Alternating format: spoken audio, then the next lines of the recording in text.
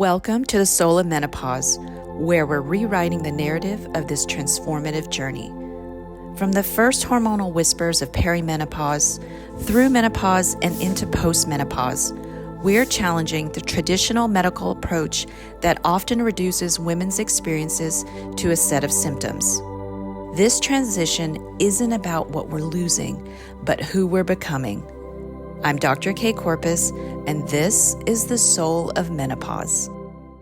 Welcome, everybody, to the Soul of Menopause second season podcast, where we get real about what it means to move through midlife and transformation. Today, we're joined by someone who's made it her mission to help people flourish during life's biggest transitions. Kimberly Garner, founder of the School of Integrative Design.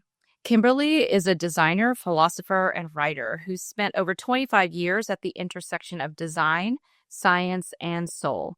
Her approach is truly unique. She pioneered a results-oriented, revolutionary framework that blends the art of design with human flourishing, drawing from epigenetics, self-empowerment, and even the spaces we call home.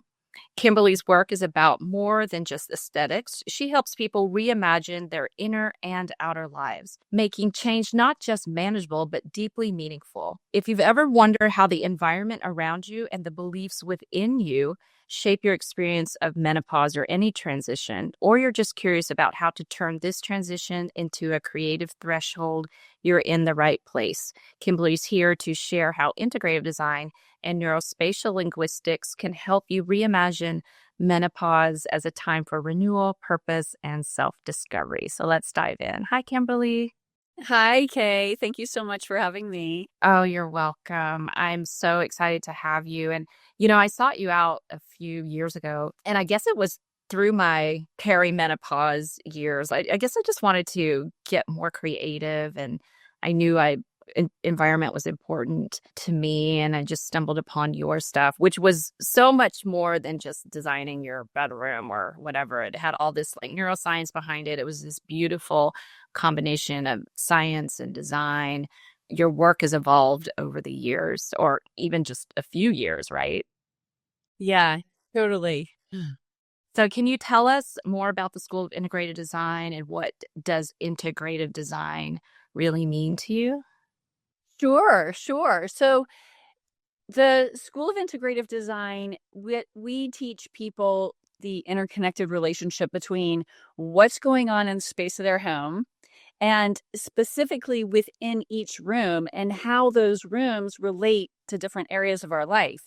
And why that's important is because our home is a reflection of our inner world and what's going on in our life. And so if we're feeling dissatisfied with something going on in our life, or if we're needing a breakthrough, or if we're in these times of transitions, we can use our home to help heal wherever we are. We can use it as a catalyst to move us closer to what we want.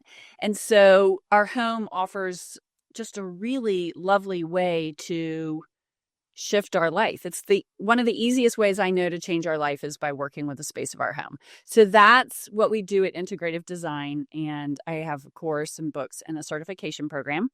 And what is integrative design to me? It is neurospatial linguistics is the language of home. So that's part of integrative design, is understanding that our home communicates this silent language. And integrative design is really about, when you look at well-being as a whole, like overall well-being, our environment plays an integral part of how we feel, what's going on within our mind, and these different aspects of our life. And so integrative design looks at the space of our home and how can we improve our relationships? How can we improve our health? How can we improve our just personal satisfaction, self-awareness, our finances? And so our home plays a big role in all of that. So one of your exercises, I remember, and I re-looked at it a couple weeks ago, was on clutter. And you had us go through I guess, the rooms or start with certain rooms. And I want you to talk more about this. But so I started with the bathroom, like throwing out all this stuff that I didn't need. And it wasn't more about putting things in there. It was more about taking things out of it. And I was like, I think I can breathe better in here and I don't need to add anything more. It was just, I mean, clutter is just, we were talking on the call a couple like last month and how like sometimes I feel like I'm really anal about my environment, that I need it like matchy or like in its certain place. And I would like shame myself for doing that because my kids like roll their eyes. I'm like, or whatever. But it does evoke emotion in me when a space isn't like organized, or when there's just so much in there, it overwhelms my nervous system, and I can't think. So I spend a lot of time like trying to like organize things. I love like calendars. I love like organizers. I could spend all day on Amazon getting like organizers for your like grocery bags or something. It's so obsessive, but I like things that have a little home or have a little place. I go nuts when stuff's like everywhere. So could you go more into clutter? Sure. And like what you're saying is totally right on. Like we feel better. Our nervous system feels more regulated when we have order. And the opposite of order is disorder.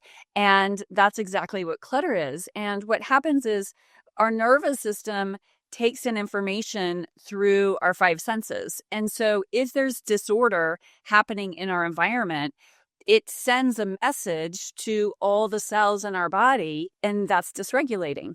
And so one of the simplest things that we can do in our home to feel better is to start with clutter and recognize. So I have sort of a litmus for clutter is, do I use it? Do I love it? And does it support my goals, values, and intentions?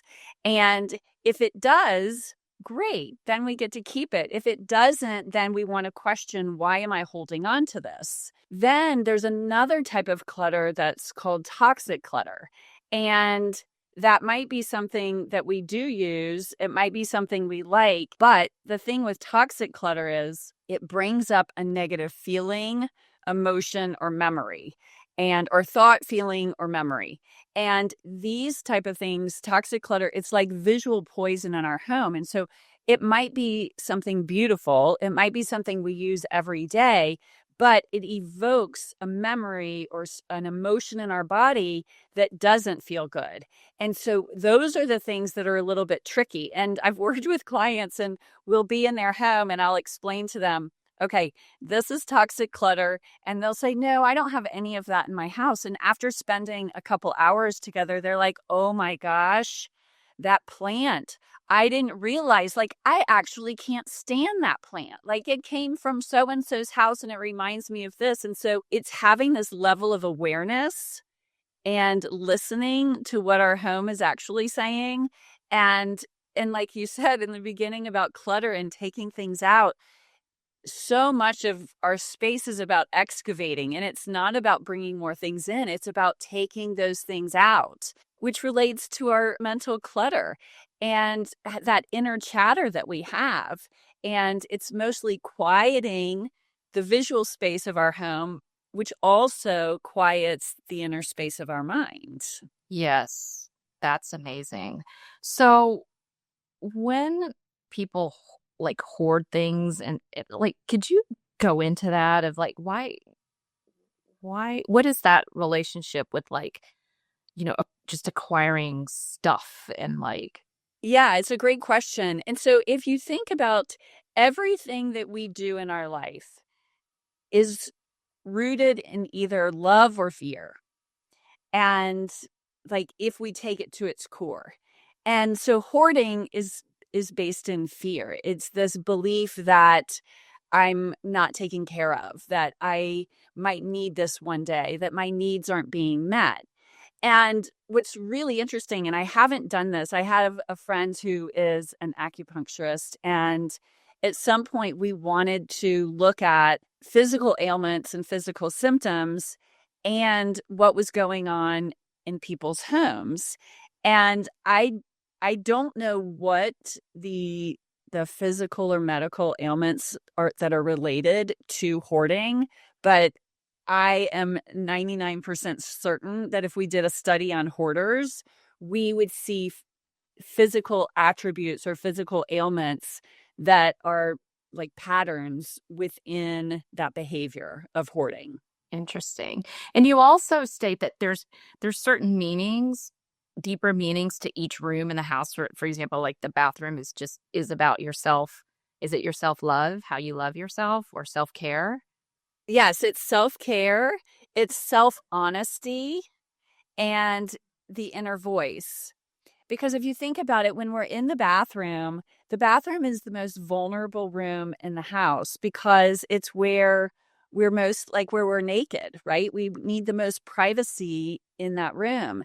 And so it's where our self-talk, our self-honesty, but also how we care for ourselves. Mm-hmm. What about the other rooms, real quick? It's where the Yeah. So the bedroom is all about love and self-love, but also our dreams. The kitchen is all about abundance and vitality, because if you think about it in like anthropologic terms and on a primal level, the kitchen is all about food. Well, for the majority of our time as being human beings, food was the symbol of abundance. It was the symbol of wealth. Whenever there was a celebration, people would bring their food and have a feast. And so we think of abundance these days as cash in the bank, but as human beings, really in our history, food is really the symbol of abundance. And so that's the kitchen. The living room is interesting because if you look on a primal level and a survival level, every room in our house has a function that we need to survive, except the living room. So we need the bathroom, we need the kitchen because we need to eat, we need the bedroom because we need to sleep, we need the entry because we need protection and boundaries. But the living room is the only room in the home that doesn't have like an essential purpose except to relax and enjoy ourselves. And so the living room is what I refer to as like the crown jewel of the home, but it holds our like living mission statement. And so you can see a lot about a person's values when you look specifically at the living room. You can tell with the whole house, but the living room is sort of like that declaration of what's important to me and what do I value. So that's the living room. And then the entry is all about transitions and boundaries.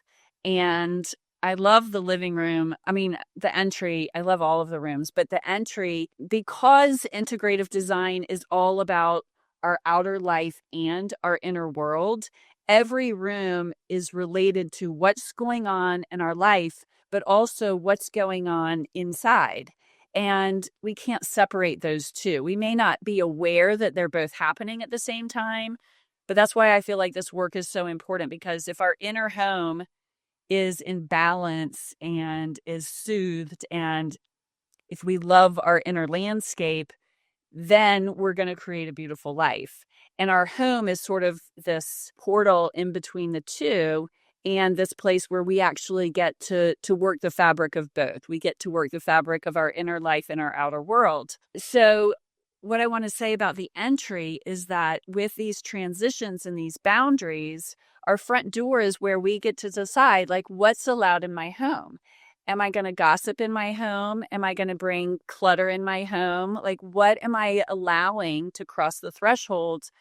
But also with this idea of transitions, is our entry is where we enter our inner world, right? So our public face might be much different than walking into our sanctuary and how we take care of ourselves. And also with our relationship.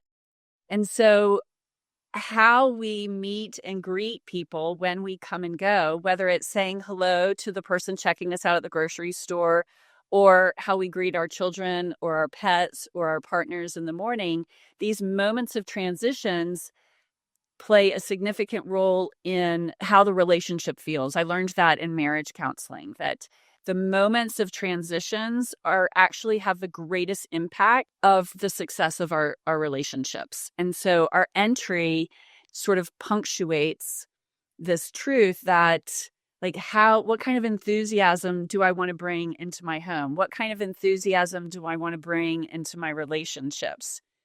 So each room sort of gives us these opportunities to look at different aspects of our life and then look at what we want, because our desire is fundamental to everything in integrative design. We start with our desire, and then we weave those desires through each room in our home. So our home actually becomes this living vision board, and our home is an echo chamber no matter what for the subconscious mind. But when we bring our intentions and our desires and weave them into each room, then all of a sudden our home is echoing what we want, which makes us feel better moment to moment as we move throughout our day. That's awesome. So when you live with a partner, and what if you have two different visions and you know what I mean, or you have different needs, or how does that work out when you're sharing a space with someone else? Yeah, well, it's a dance, right? Like it's definitely a dance. And we always want to look at what are the drivers? Like and desire is always the driver. Like desire is our evolutionary driver. And we think our desire comes from us and we're wanting it. But the way I look at desire is life is calling us towards it. And so when we live with someone else, we want to really have reverence for what it is they want and what it is we want. And so there really needs to be this marriage of, okay, these are your priorities and these are my priorities, or these are my drivers. And how can we integrate them so we're both getting our needs met, or we're both honoring our desires?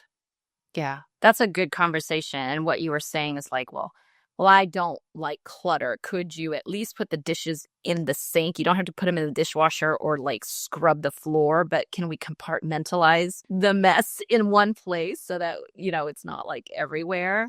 It's interesting conversation. That's really good. And those kinds of conversations are good no matter what. Right. So we talked a month ago about transitions. And I remember when I got divorced and I moved into my house. Well, so in my old house, I remember people walking in there like, this isn't you.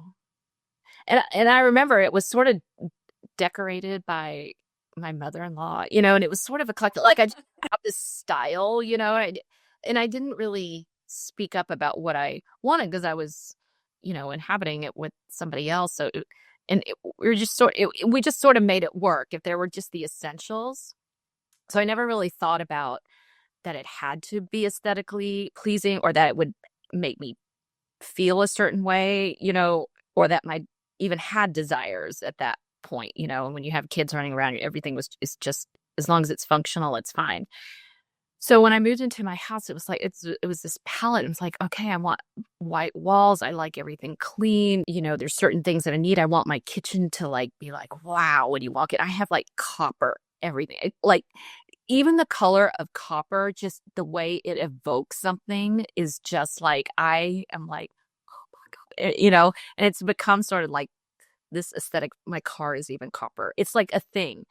But it evokes something. There's something, I can stare at that color forever and it evokes, I don't know what inside of me, but it's like, it makes me really happy. But I never really gave myself that opportunity to experience that with my environment.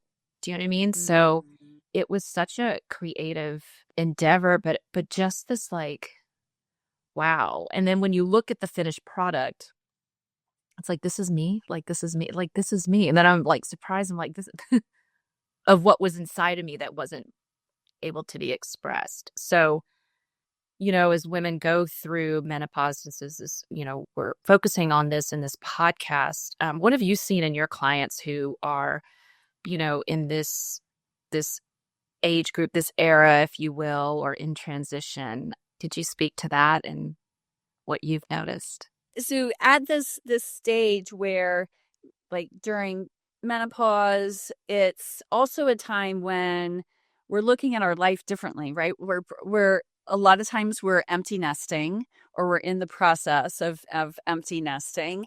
And also, from what I've seen with a lot of the women I work with, is they've also questioned the relationships they're in. So with a large number of women right now going through menopause, you also see them leaving relationships that didn't serve them.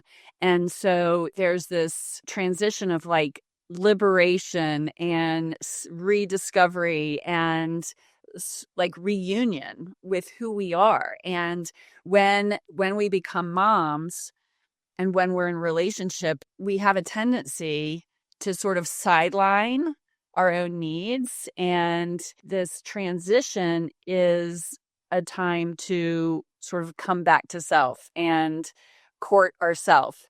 And so our home ends up being this really exciting canvas to make that whatever it is we want, to make our home reflect us, instead of having the children be the nucleus or the relationship be the nucleus, and which still can be, right? Like we can be in menopause and we can still be in relationship, but there's something about coming back to ourself and recreating this image and how we experience ourselves as women.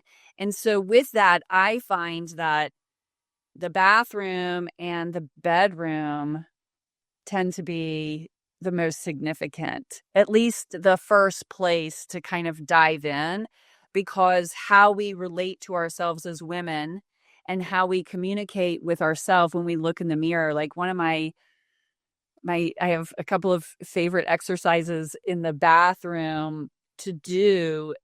And one is with self-talk, is having a picture of ourselves when we were like 5 or 6 and putting that picture on our bathroom mirror, because the conversations that we have with ourselves, we would likely never, ever, ever talk to anyone else that way. But yet the way that we would speak to a child is very, very different than the way we would speak to ourselves. And so having this picture of ourselves when we're 5 or 6 years old and realizing that we're still that person, and we would never, ever, ever say what we say to ourselves to that child, and we wouldn't want anyone else to also. So having that mirror, having that picture is like that visual cue that reminds us, okay, we can be naked in front of the mirror. And even though our body is changing, it's really important that we love the journey this body has taken us on and the things that we've been able to do. And whether it's holding children and birthing children, or, you know, our own creativity, honoring this instrument of our body. And I think that that gets really tricky when we get into menopause, because our body starts to change and our behaviors haven't changed. Our exercise routine and our nutrition hasn't changed, but yet there's a time where our body goes through this shift. So I feel like the bathroom is an opportunity to create like a more spa-like experience, and then bring in that different level of intimacy and vulnerability within ourselves, right? Because whatever vulnerability and intimacy we have with ourselves, and the more we develop our relationship with ourselves and love ourselves, then the more we're opening up that terrain for others in our life, whether it's intimacy or creative opportunity. But it sort of all starts there. Awesome. So what are some tangible ways when you talk about the self-empowerment and self-manifesting, you know, in your work, that women and people in general can reclaim their power and agency during transitions? So say, for example, you don't want to do a whole redo on your bathroom. I would love that. Looking at it right.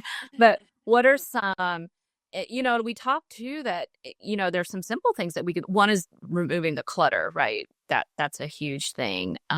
What other things could people do to get, you know, right away? So I have this really simple process. It's the life design method, and it's 3 things, and you can apply it to any area of your life, not just your home. But it's 1, identify what you want, right? And a lot of the time we don't even know what we want. I have so many women, they're like, I don't even know what I want. It's like, well, that's okay. Like, you do know what you want. You've just sidelined it for so long that you forgot. But it's like a muscle that's you can like you just need to start using it again.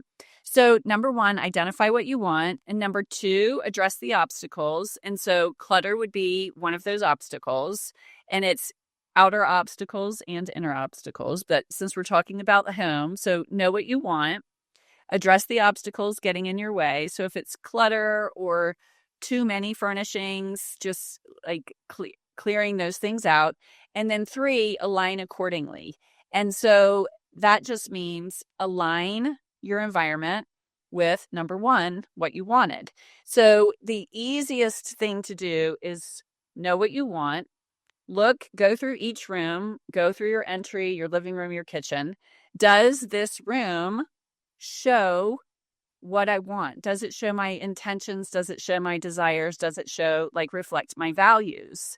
And if it doesn't, then you get to be creative and think of ways that you can take your number one, your desire, and how you can have visual representations of that in your space. So it could be artwork, it could be a sticky note that says, I love you. Like, it could be really, really simple. One of the things that I want to say is that using like integrative design, ideally, you don't have to buy a thing. Like, you can do this entire process without having to redecorate your home, without having to buy a new sofa, without having to paint any walls. Like, yes, you can do that, but it's really important to, like, when we think of design, that it's not about how we can make our space look like our Pinterest board or a magazine. It's about ecology. It's about how we adapt our environment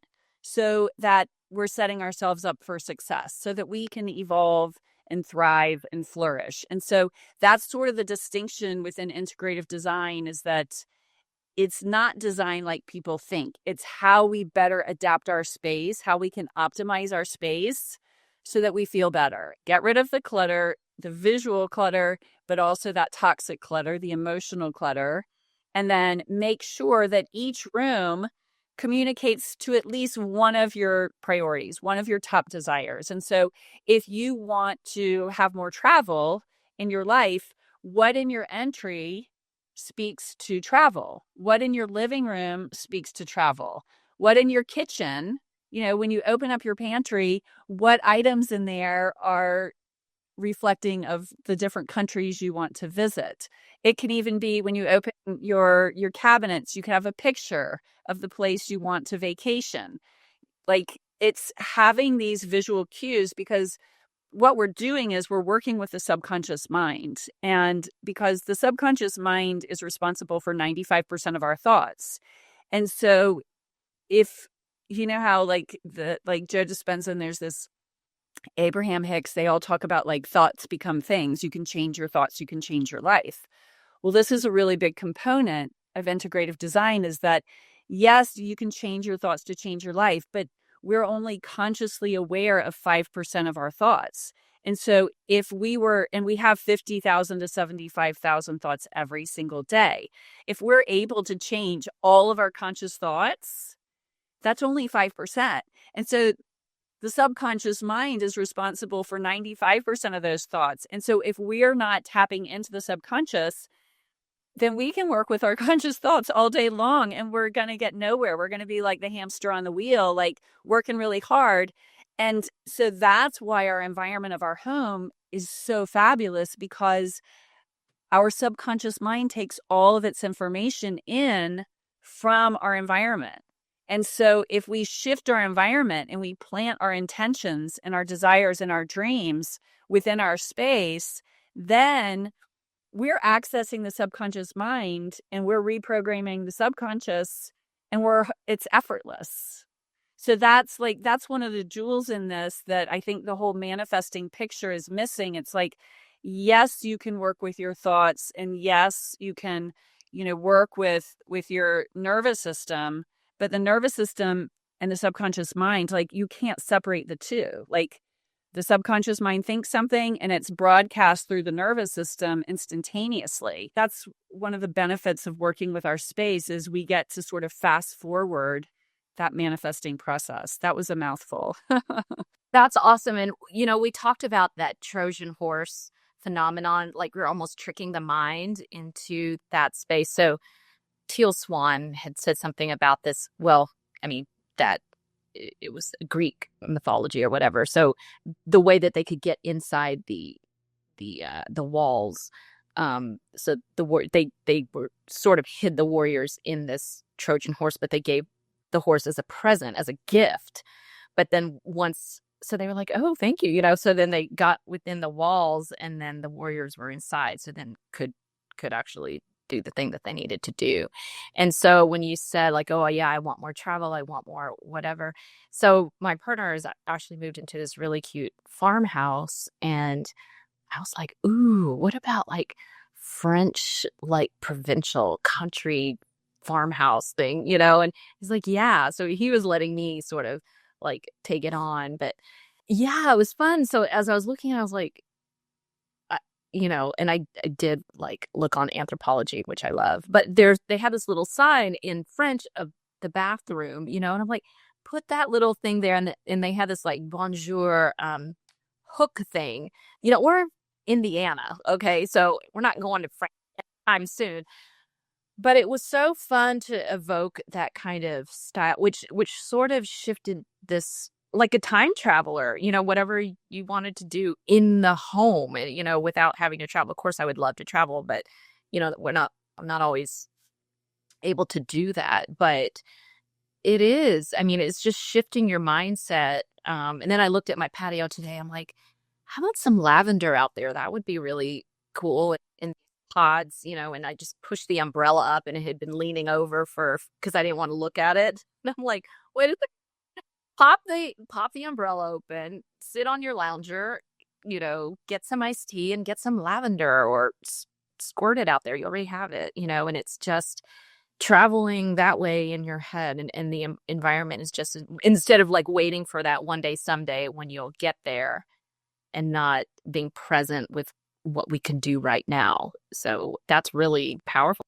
really getting that agency that we were talking about. It's like, shift your environment, and it can shift your mind. You can shift your life, in fact. And have you heard of people like when they move spaces, like their whole life tends to like open up, or if the energy even of the land weren't in vibes with that, or the space or the town or whatever, and they're more in resonance with that. Have you known that to like shift a lot of things in a person's life? So I have a program called the Reset, and it basically takes you room by room through your home, but it also opens up the understanding of like the subconscious mind, and then the different types of clutter that show up in our life, not just physical clutter, but like relationship clutter and financial clutter and vitality clutter. And so it's just integrates all of these things in one program. And so level 1 of the certification, everyone has to go through that process, because I think it's really important. If you're going to be working with clients, you need to have gone through this firsthand yourself so that you can experience it. And it's so much fun to watch like relationships shift or relationships come in when people go through this. I had a client in New York City, and we spent 3.5 days. He had a 400 square foot teeny apartment, and that included like all of the shelving, all of the appliances, everything was in this tiny 400 square foot space. And he didn't have a relationship. He was suffering from some depression and just wasn't really getting out much. And within 60 days, he had a partner. Like, he found a girlfriend. They were partners for like 10 years. He started writing again. He was a writer, and he had writer's block. He started writing again. He received a fellowship to go to a place, like what is it? It was just like this camp. or not really a camp, but it was like he got a fellowship to go write out in the woods for like 6 weeks. And things started shifting in his life. And it literally was within 60 days. And so when we started working on his space, it looks like a dorm room. It literally, and this man was a bachelor for a really long time. He was a bachelor forever, basically. But it looked like a dorm room, and he was in his 50s. And so we moved the bed around. He had the bed jammed against one wall. And when you have a bed against a wall, there's only really enough room for one person, right? Because one person has the nightstand, one person has that real estate next to their bed that has everything they need. But the person who's in the corner is marginalized and doesn't have anything. And so we positioned the bed. We gave future girlfriend, like we talked about future girlfriend, we gave future girlfriend a nightstand. We gave her a night lamp, or a lamp on the bed or on the nightstand. And we put the intention of him having a girlfriend in that space as we were doing it. And so when people listen to this information and they start working in their room, as you're doing it, you want to plant the seeds of your intentions as you're doing it, because what you're doing is you're infusing the rearrangement of the furniture. You're infusing the placement of the lamp. You're infusing how you orient the decor. All of that is seeded with your intentions. And so also what happens is when we rearrange our space, even if it's just putting the plates where the bowls are and then switching the forks with the knives, like those little things, when we do that and we're planting an intention, that's how we're getting the attention of the subconscious mind. And so then the next day when we open that drawer and we're like, oh, the forks are in the wrong place, that's telling the subconscious mind, oh yeah, remember when we switched that was our cue that we're going to have date night once a week, or whatever that is. Like, we're literally planting and infusing our intentions within our space. And that's how we infiltrate the subconscious mind to start thinking the thoughts that we want it to think, instead of the thoughts that are just haphazardly occurring in that space. That's brilliant. That's so good. I love your work because there's such tangibility and practicality to it. I mean, it's not, there's theory and concept, but it's just like switch, it's just action oriented and very tangible. I love that. And it seems really immediate. It's so beautiful. I love it. So I guess in that way, then how do you see, creativity and healing connected? I mean, we could see already downregulation of the nervous system, and I can see that from a medical perspective. What's your perspective? Yeah, so for healing and creativity. So for healing, one, being able to look at our space, like number one, when we recognize that our space actually plays a role in how we feel, and that our space is actually echoing certain messages. Like, the toxic clutter is huge. Like, once we remove the toxic clutter, we're getting rid of a voice that was telling us things that were counterproductive and harmful to our mental well-being. So one thing, like, I refer to, like, our mind is like mental real estate, and we want to protect our mental real estate at all costs. And so just having that discerning eye and walking through our space and being like, do I like this? Like, all of us have something in our home that we do not like. All of us have something in our home that brings up a negative memory. One thing that I would want to say real quick, and I want to get back on track, so don't let me forget, but when someone gives us a gift, it is not our responsibility to keep it in our home if we don't like it. And that's tricky for people sometimes, because I mean, if our kids give us a gift we don't like, we just have to suck it up and keep it. At least until like they're 18 years old or something like that. But if someone gifts us something, we do not have to keep it. Like, I'm giving everyone permission to get that thing out of the house or at least hide it. And if you hide something, like, don't put it under your bed. Put it somewhere where it visually isn't there. But here's the thing, like with basements and attics and garages, like there is a psychic burden and a psychic weight when we just pack something away and store it. We want to think about our home very much as our body. And like the front door is like the mouth of our home. And what we bring into our home is nourishment for our body, or it's like junk food for our body. And so when we go through our home and look at it, we want to think like, is this nourishing me and my life and my family? Or is this like poison? Or is this just like overeating? Am I just, is it, if it's not necessary and it's creating stagnation and more burden and a drain of my energy. And so we want to look at our home in the same way. And with that metaphor, every organ in our body has a role, and a really important role in how our body functions. And the same is true with the rooms in our home. Every room in our home has a specific function, yet they all function together. And so if one organ is having a hard time, it's going to create a burden for the rest of the body and the other organs in the body.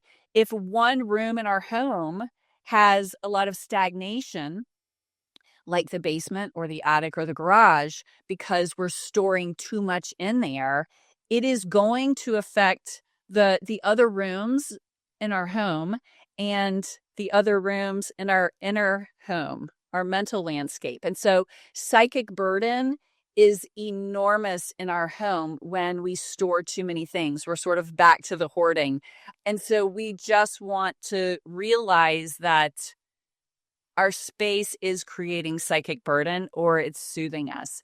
And so going back to that idea of in question of healing and creativity, when we're overburdened, we don't have space for creativity. And so the healing and the creativity go hand in hand. And so looking at our life and being like, okay, what do I need healing in me? And then looking at, okay, I know these rooms have these different functions. Where would this issue show up the most in my home? Like if I'm struggling with putting my voice out into the world, or finding my passion, struggling with the voice part, you'd probably want to start in the bathroom and looking at like worthiness, right? Because not being confident and having a voice is directly related to worthiness. And then healing that up and addressing that, and in the process of healing is a journey, right? So it's like just bringing awareness to that, and then all of a sudden more space for creativity opens up. So I love that you asked that question about healing and creativity, because it seems like they're on opposite sides of the same spectrum. Yes. And also the way that I see creativity is related to hormones and women. Creativity is a woman's life force. And so when you think about menopause too, that life force and the creativity has dried up all along. And I see a lot of women desiring that, or getting back to that natural artist, or whatever it is, expressor or writer or whatever, because it gave us so much life force and flow when we were, younger. And we, menopause is sort of that MAGA stage, that fall, autumn, dry sort of stage. And we want more juice and like in Ayurveda, we call it ojas, more lusciousness and embodiment in that. And yes, it does. I love how you say that because it is the womb, right? It's that womb space where we create not just life, but where we create, like you said, from our life force. And I think so, again, like back to the bathroom and the bedroom, that is, to me, that's like the fertile place because when we sleep, that's also like the dream space. And so seeding our intentions when we go to bed, it's really, really, really important that when we go to bed, that we're, like who you go to bed with is who you wake up with. And it's the same with our thoughts. The thoughts and the energy and the emotion that we take with us to bed is really what starts our day. And so one of the things that is really important is that and the space of drifting to sleep and waking is where the subconscious is most malleable. And so I'd say if there's one thing that we do, and this is tactical and strategic, but it's in the mental emotional realm and not what we have on our nightstand, thinking and imagining what you want, like bringing your desires into that space and feeling good about your desire and imagining the things that you're creating in your life. Like that is a really powerful way to accelerate this manifesting process, but it's also really soothing for the nervous system. And so I would definitely make sure that bedtime is one of those essential parts of our day, our routine, and create ritual around going to bed and waking. Because those moments of waking, those really invite how we experience the rest of our day. that's so awesome. I love it. I love it. So for our listeners, Kimberly, who want to dive deeper into integrative design or your neurospatial linguistics approach, where should they begin? How can they find you? Great. Thank you for asking. On Instagram, I'm at School of Integrative Design, and my website is schoolofintegrativedesign.com. Beautiful. Thank you so much. Is there anything else that you'd like to that I want to add? Yes, one more thing. Your nightstand. There's two things in the bedroom. What is on your nightstand is one of the first things you see when you go to bed, and it's one of the first things you see when you wake up.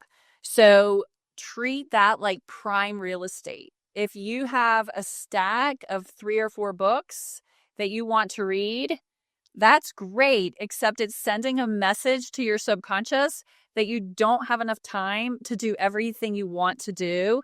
And so put one book on your nightstand, and if you want, your journal. So make that experience, make it artwork, make it have it send the cues to your subconscious that you want to feel, whether it's a candle, whether it's aromatherapy. So make that lovely. And then when you're in your bed, imagine like sitting in your bed and reading. What is opposite you when you're sitting up looking at, like, is it a wall? Is it a window? That is also important real estate. And you want to have that send messages related to whatever your desires are. So whether it's travel, and then lastly, I'll say this about the bedroom. The bedroom is only intended for you and your intimate partner. So don't have anyone else in the space. You don't want audience in that room. And so I would say take the grandparents, take the parents, take the friends and relatives out of the bedroom because they are just audience to whatever is happening in the bedroom. Including dogs? Pictures of dogs? Or like the actual dog. Oh no, your dog could sleep in there. I just wouldn't want pictures of like parents unless someone is grieving right? And they want that person close, that's different. But in general, the bedroom is the inner sanctum for intimacy. And so we don't want a lot of people in there with us. It's so interesting, those kinds of messages, and y- you know, they're so subtle, and they seem invisible, but they're so, I don't know. I mean, they're so subtle Loud. and yeah, loud. Exactly. So people can pay attention to that and know that that does affect them. I mean, I think that would be so huge. And, the epigenetics is everything. That's what we're seeing now, is influencing genes, not familial types of thing, just passed down just because it's your environment that's going to influence the expressions of those genes. So to your home is basically what you're saying. So that's really important. So thank you so much. I love all of this. It's so deep. It's like functional medicine, you want to get to the root cause of all these things. And when you start designing your life and designing what's around you, I think this is so, so key. That is often overlooked. So I could see this actually be, something really is tangible in the history taking, and a plan in functional medicine is I'm going to actually start asking people all of these questions too, because I think it's very, very relative. Yeah, I love that. And that is what it is. It's bringing home into the conversation, right? It's bringing it into the functional medicine conversation. It's bringing it into the life coaching. It's bringing it into, the therapy, the self-healing and the self-development work we're doing. It's like, it's just like any other mammal or creature. Their environment is absolutely fundamental to how they're able to function and flourish. And for some reason, we're not doing that until now. You and I. Yeah, it's beautiful. Thank you so much. Thank you. Today's conversation is just one thread in the larger tapestry of our shared experience. Help us spread the word. If this episode resonated with you, share it with a friend, rate us on your favorite podcast platform, or tag us on social media. We're at KCorpusMD, and we want to build a community that transforms how we understand this incredible life stage. Find more resources and connect with us at kcorpusmd.com. Trust your body, embrace your wisdom. I'm Dr. K, and this is the Soul of Medicine podcast.